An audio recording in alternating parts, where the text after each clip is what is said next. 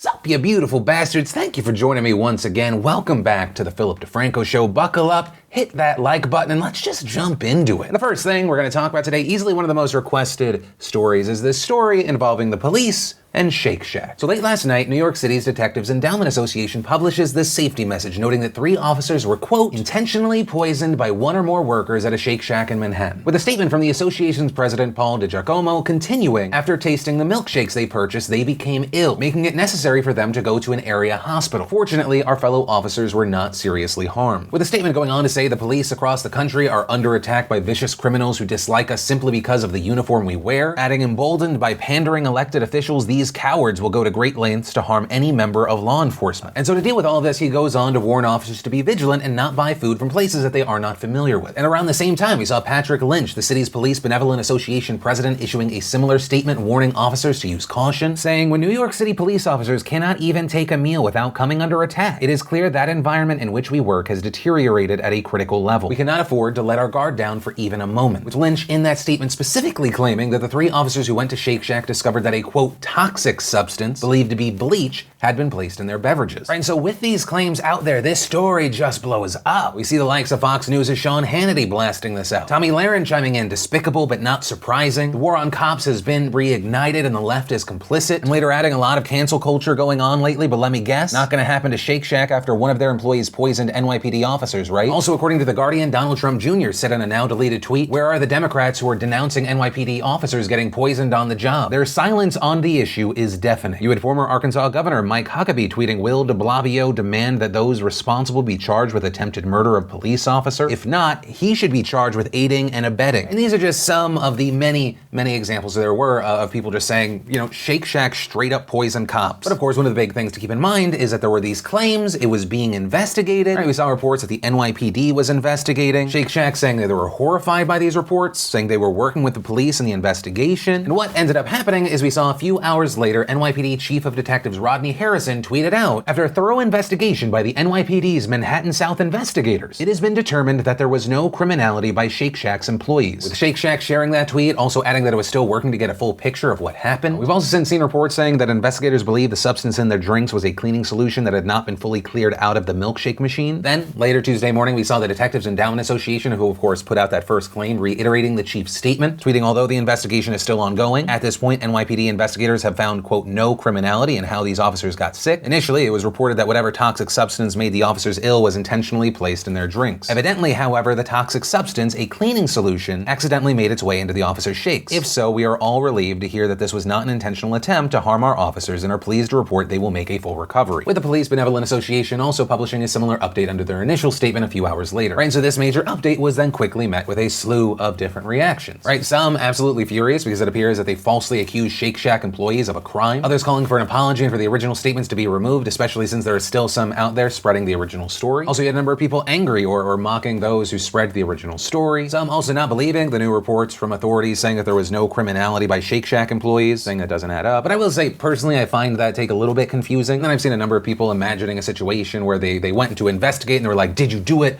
on purpose? Did you poison them? The workers respond, no, and the authorities were like, well, I guess that's case closed. Also, a thing I want to hit on with this situation is the timing. Right, Chief Rodney Harrison's tweet saying that, there was a thorough investigation by the authorities. They found no criminality. That tweet went out 2 hours before Tomi Lahren continued to push this story, saying that a Shake Shack employee poisoned an officer, which also means it went out about 5 hours before Huckabee and Hannity continued to push the narrative. So, just something to keep in mind. But anyway, what we're actually seeing now are just a whole bunch of statements being deleted. The Detectives Endowment Association has taken down their initial urgent message that laid out the accusations, as well as their update tweet about the toxic chemical being a cleaning solution that accidentally made its way into the drinks. Meanwhile, the Police Benevolent Association removed both their initial statement and their update about investigators finding no criminality. Right, so it's genuinely confusing where things stand at this point and if authorities are planning to release another statement soon. But hey, ultimately that's where we are with this story right now. It is significant because this whole situation seems to have heightened this kind of distrust people have in New York police officers. Right, one of the main reactions I've seen online is people saying it looks like another situation where officers are lying to try to make themselves look like the victims.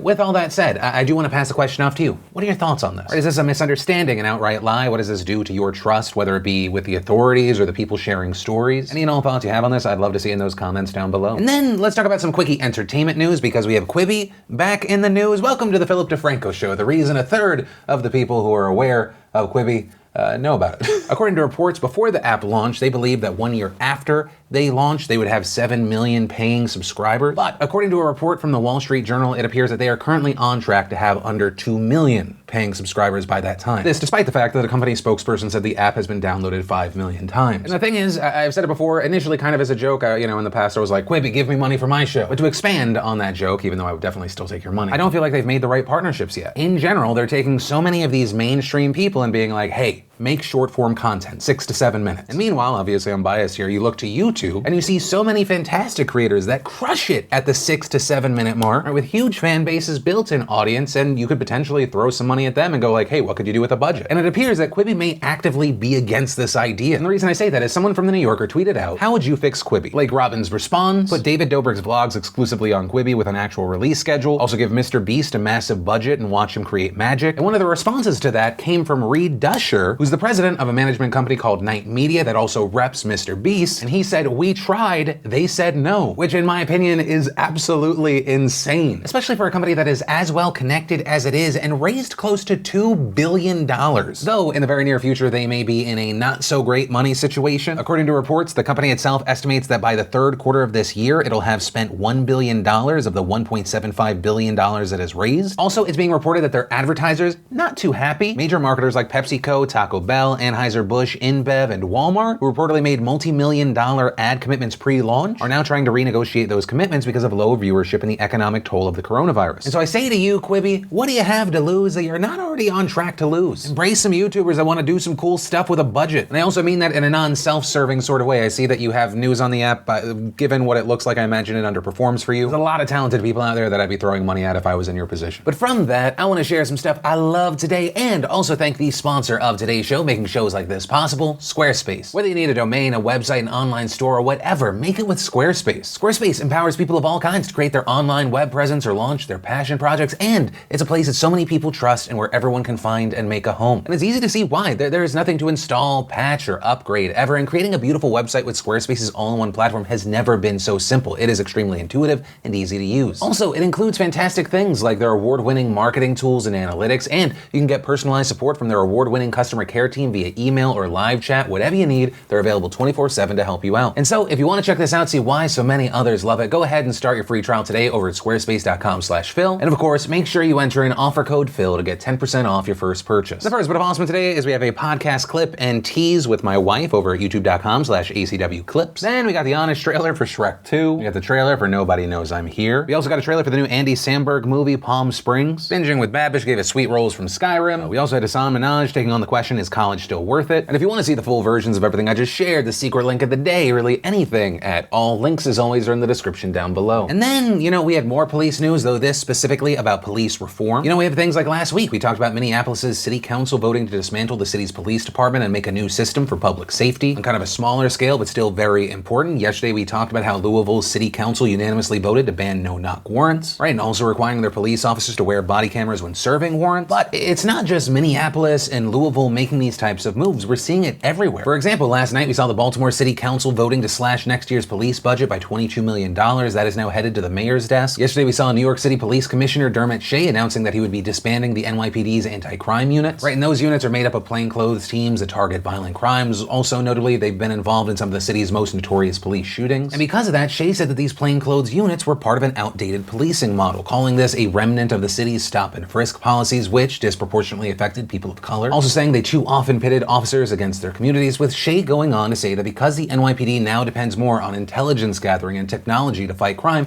it can move away from brute force. Now, regarding the roughly 600 officers who serve in those units, Shea said they will be reassigned immediately to other duties such as the Detective Bureau and the department's Neighborhood Policing Initiative. But also, just to be clear here, plainclothes units that work in the city's transit system as well as other divisions of the NYPD will remain. But still, following this announcement, we saw, of course, some people happy, others cautiously optimistic, others not convinced or upset for different reasons. For example, you had Darius Charney, a staff lawyer for the Center for Constitutional Rights, saying, for this change to have any meaningful impact on how communities experience policing in New York City, these former anti-crime officers will need to change the way they police communities of color, and nothing the commissioner said gives me any confidence that the NYPD has a plan to make sure that happens. But of course, we've also seen people like Patrick Lynch, who we mentioned earlier. He criticized the move in general, saying, anti-crime's mission was to protect New Yorkers by proactively preventing crime, especially gun violence. Shooting and murders are both climbing steadily upward, but our city leaders have have clearly decided that proactive policing isn't a priority anymore. And all of this is happening around the same time that the New York City Council has also unveiled a list of proposals that would slash $1 billion from the NYPD's $6 billion budget. And among those proposals, it includes eliminating overtime, removing the school safety division from the NYPD's purview, and reducing uniform headcount. Then, in Albuquerque, New Mexico yesterday, you had Mayor Tim Keller saying that he plans to create a new city department to focus on community safety. And notably, that department will be designed as an alternative option to dispatching police or firefighters and paramedics whenever someone calls 911. Very notably there, that department would be made up of social workers and other civilian professionals who would focus on things like violence prevention, mental health, and homelessness. Right, so the general idea here is you would dispatch the right resources depending on the nature of the call. Right, so you'd still have police officers for a reported violent crime, but you'd have this new department for non-violent crimes and handling social needs. And you know, this idea of having mental health professionals respond to calls like this has actually been one of the big rallying points for protesters. Right, with many arguing that police shouldn't be responding to these types of calls. And that's why you have people like Keller telling the Associated Press, it is fascinating that given all the challenges in America over the last 100 years on a number of fronts, when it comes to public safety, we still just think there's two departments, police and fire, in every city. I think fundamentally, this could be a new model for how we look at public safety response in cities across the country. However, of course, at the same time, we've seen some pushback here, with one of the unknowns being where exactly is the money that's going to fund this new department going to come from? Also, how much will it be? Can this make economic sense? So, according to the Washington Post, city staff will be reviewing budgets for multiple departments, including the police, to find tens of millions of dollars to fund the new agency. And in fact, the city's already identified 10% of the city's public safety budget, 2/3 of which goes to the police department. However, Keller has also promised that he won't take money away from core police work or court-mandated reforms already underway, with Keller also going on to say that this new department won't change any of our approach with respect to addressing crime from all sides, and that also includes hiring more officers. We have to do that. But of course, there we also have to address two of the major demands that we've seen from protesters over the last couple of weeks. You have defund the police and or abolish the police. And because of that, we've seen people like Baron Jones, a senior political strategist with the ACLU of New Mexico, expressing some concern, saying that this isn't really a plan to defund the police force, and adding, while we appreciate the efforts of the mayor to set up a system where it decreases the likelihood of armed police officials responding to calls, how is it going to be funded, and will it have a strong mechanism of accountability? Right, so we have that. We then jump to California, where we've seen police unions for the cities of San Francisco, Los Angeles, and San Jose unveiling plans for a reform agenda. And notably, that agenda includes finding racist police officers to root those individuals out of the law enforcement profession, also calling for the creation of a national database of former police officers who were fired for gross misconduct to keep other agencies from hiring them. And among other things, these unions are calling for ongoing and frequent training of police officers, as well as the creation of a national use of force standard. Also, within these cities themselves, we've seen San Francisco Mayor London Breed proposing major changes to SFPD's responsibilities, saying she wants them to stop responding to issues like disputes between neighbors, reports about homeless people, and school discipline interventions, with Breed also directing the police department to write a policy banning the use of military-grade weapons against unarmed civilians. For example, things like tear gas, bayonets, tanks. The city has also previously banned chokeholds and requires officers to intervene if they see other officers engaging in excessive force. And in LA specifically, the city council is actually expected to meet today to discuss a proposal that would slash $100 to $150 million from the LAPD's budget for the next fiscal year. And then finally, on this topic, it brings us to President Trump today, who signed an executive order in response to these calls to defund the police. Now, this order is largely shaped by a few things. First, it set financial incentives for police departments to meet certain standards on the use of force. Right, if they meet those standards, they'll be given access to federal grant money. Secondly, it will create a national registry for tracking officers with credible abuses so that those officers do not simply go from one department to the next. Third, it encourages mental health professionals to be utilized by departments and sent on some nonviolent calls. Much of that would reportedly be geared towards calls relating to mental health, homelessness, and addiction. Though, here, this isn't exactly what Albuquerque is doing. These social workers would actually be sent along with uniformed police officers. And also, during this announcement, we saw Trump say that his order would specifically ban police chokeholds unless an officer's life was in danger. Though there, we've already started to see some criticism, with people like Reverend Al Sharpton saying, Trump's executive order is toothless and meaningless. We don't need studies. We need police that commit crimes to be punished. All police that use chokeholds claimed their lives were threatened. What's new? One of the really notable things and criticisms we saw coming from people is that this order doesn't address larger concerns about systemic racism and racial profiling within law enforcement. Although notably, we saw the president urging Congress to pass police reform. And actually, regarding potential legislation right now, we're seeing House Democrats proposing a sweeping package, one that would ban police chokeholds, make it easier for victims of police violence to sue officers and departments, and create a national database of police misconduct, among other measures. But hey, ultimately, that's where we are with this story right now. And of course, with it, I do want to pass the question off to you. What are your thoughts about the changes that we're seeing, the proposed legislation? Any and all thoughts you have on this, I'd love to see in those comments down below. And that is where I'm going to end today's show. And hey, as always, thank you for being a part of this, liking the video, sharing it, maybe even being a part of that conversation in the comments down below. Also, if you're looking for more to watch right now, I got that brand new clip I just released, or maybe you missed yesterday's Philip DeFranco show, you want to catch up, you can click or tap right there to watch either of those right now. But with that said, of course, as always, my name's Philip DeFranco. You've just been filled in. I love yo faces, and I'll see you tomorrow. I hope you liked the video. Subscribe if you like it.